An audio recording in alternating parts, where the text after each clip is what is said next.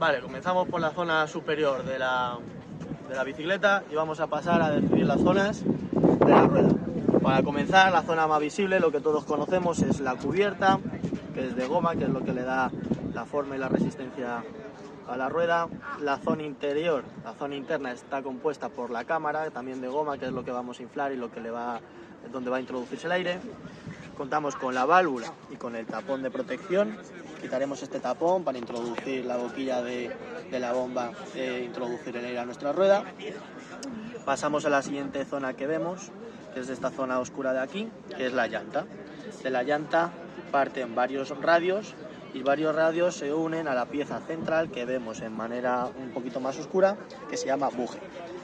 Dentro de la rueda contamos con un plato, o sea, con un disco, que es el disco de freno, que actúa junto a las pastillas de freno, que eso lo veremos más adelante.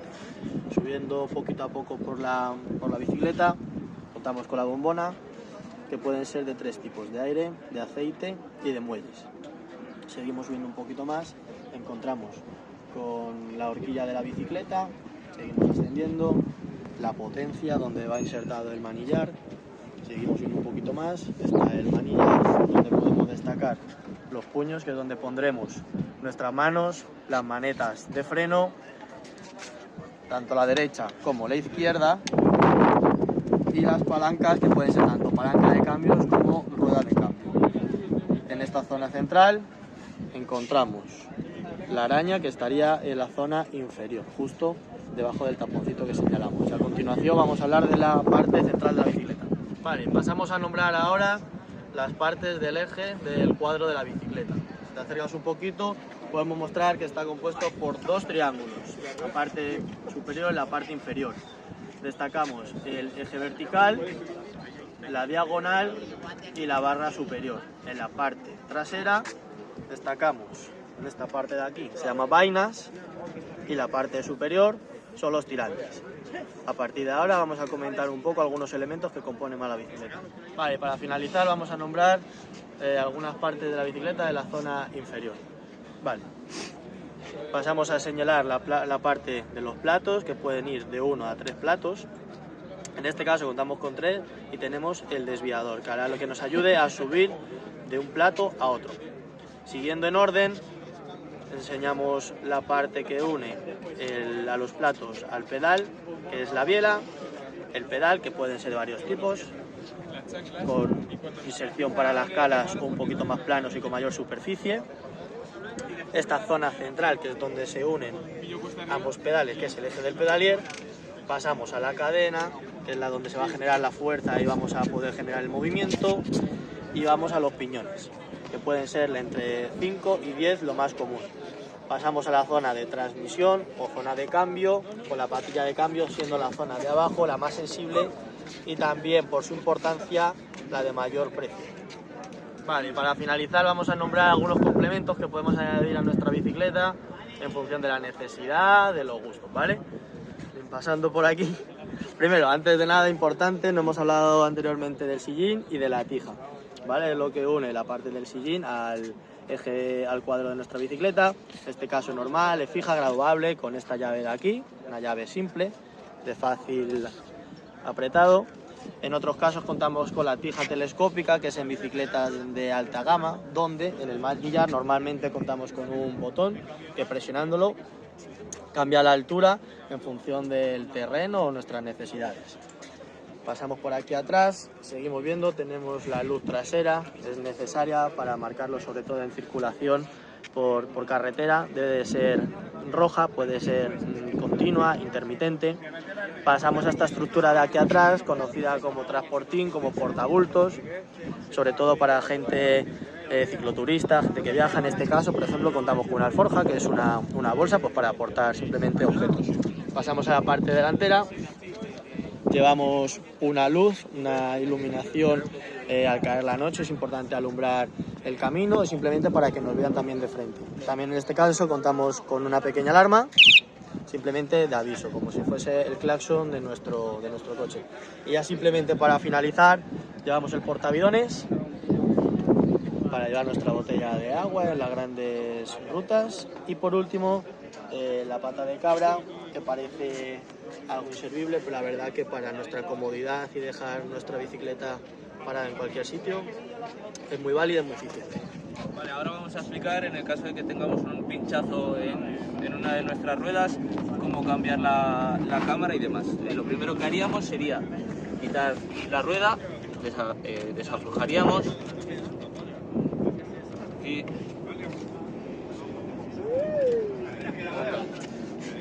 con eso ya tendríamos la rueda fuera, y a partir de ahí, ¿vale?, sacaríamos la cubierta por un lado completamente para ver dónde estaría el pinchazo en la cámara. En el momento que tenemos la rueda fuera sería hacer fricción hacia un lado para poder sacar toda la cubierta. Podríamos hacerlo con la mano o ayudándonos de un desmontable, ¿vale?, para que fuese más fácil. A partir de ahí sacaríamos la rueda, la cubierta por fuera, por el mismo lado, por toda la cubierta, ¿vale?, o sea, por toda la llanta.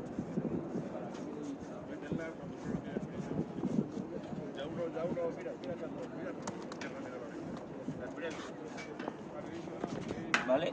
Y a partir de ahí sacaríamos la cámara para buscar el pinchazo. En el caso de que no tuviéramos mucho tiempo y tuviéramos una cámara nueva, la cambiaríamos inflándola un poco para que cogiera la forma, y en el caso de que tuviéramos o quisiéramos llevárnosla a casa, podríamos llevárnosla, desinflarla y a partir de ahí arreglarla. Se arreglaría vaciando toda la poca presión que tuviera, y a partir de ahí buscando el pinchazo con la boca, ¿vale? Podría también ser metiéndola en un barreño, pero bueno, el inconveniente que tiene eso es que debería secarse, porque si no se podría pudrir. Respecto a la cubierta, tendríamos que buscar si hay pinchazo, ¿vale?, pasando la mano. En el caso de que nos pincháramos, obviamente habría un pinchazo y tendríamos que sacarlo. En el caso de que no lo hubiera, la cubierta estaría en perfectas condiciones para meter una cámara. Vale, una vez que hemos pasado la mano por ambas direcciones y hemos visto que no hay ningún pinchazo, sería meter la cámara nueva, donde se habría inflado un poco, y simplemente sería ir metiéndola en la cubierta.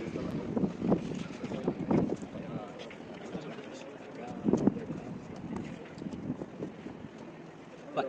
Una vez que ya hemos metido la cámara en la cubierta, tendríamos que coger la llanta y buscar el agujero de la válvula, ¿vale?, para meter la válvula.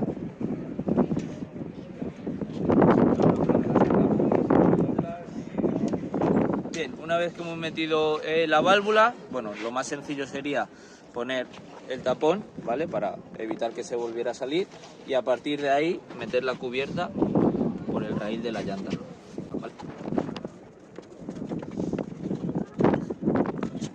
Una vez que ya está metida la cubierta en todo el raíl de la llanta, sería meter la precisión necesaria donde que te vienen los indicadores en la cubierta, ¿vale? Y a partir de ahí volveríamos a meterla en el cuadro.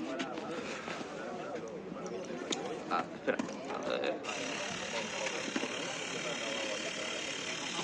Ahí, ¿vale? Y ya cerraría. Vale, vamos a pasar a realizar un ajuste de frenos. En este caso comprobamos que el freno delantero tiene un buen tacto, la maneta la vemos que funciona correctamente, pero en el freno trasero se hunde demasiado, por lo que vamos a hacer un pequeño ajuste y vamos a centrarnos en la zona trasera. Es muy fácil porque simplemente es en la zona trasera, parte izquierda. Si no, podemos seguir el cableado por la zona del cuadro y venimos hasta aquí abajo. Apoyaremos sobre la pata de cabra para ayudarnos y venimos a esta zona de aquí, seguimos con el cableado y encontramos un pequeño tornillo, ayudándonos de una llave, seleccionando la medida correcta. Agarraremos la parte del cable, si tenemos unos alicates sería mucho más fácil para ayudarnos a evitar hacernos daño en la mano. Soltaremos un poquillo el tornillo en cuestión, y una vez que lo soltamos podemos dar un poquito de tensión y levantar un poquito la patilla, creando un poquito de tensión sobre el cable. Una vez que creamos esa tensión, volvemos a apretar. No hace falta soltar mucho, simplemente un poquito para que nos dé ese margen de jugar con el cable. Si soltamos mucho, luego tardaremos más en volver a apretar y es probable que no consigamos el efecto. Tampoco hace falta apretar demasiado. Y ahora vamos a la parte central y tenemos que comprobar, esto es ensayo-error. Ahora venimos y vemos que el tacto es bastante más agradable y mucho más fácil para el frenado. Bueno, para colocar el sillín de una manera adecuada y justa, hay varias maneras de colocarlo, varias referencias bastante fiables. La primera es colocar el sillín a una altura más o menos de la cresta ilíaca del cuerpo.